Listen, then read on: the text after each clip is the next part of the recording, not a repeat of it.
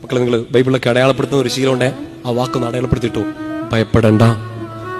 പുതിയ നിയമത്തിലൊക്കെ ഈശോ എത്ര തവണ ആവർത്തിച്ച വചനാണത്.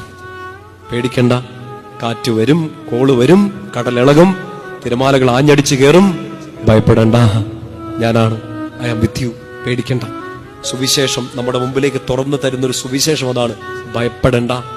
ഈശോ ജനിച്ച സമയത്ത് മാലാഖമാര് വന്ന് പറഞ്ഞ ആദ്യത്തെ സുവിശേഷം എന്താണെന്നറിയോ?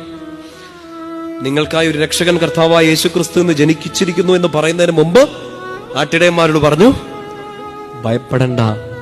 കാരണം നിങ്ങളുടെ എല്ലാ ഭയങ്ങളെയും, നിങ്ങളുടെ എല്ലാ പാപങ്ങളെയും, നിങ്ങളുടെ എല്ലാ കണ്ണുനീരുകളെയും എടുത്തു മാറ്റാൻ പറ്റുന്ന, നിങ്ങളെ ഭയപ്പെടുത്തിയ പിശാചിനെയോ നിങ്ങളെ ബുദ്ധിമുട്ടിച്ച സാഹചര്യങ്ങളെയോ എല്ലാം തോൽപ്പിച്ചോടിക്കാൻ പറ്റുന്ന ഒരാളാണ് നിങ്ങളുടെ കൂടെ നിൽക്കാൻ പോകുന്നത്.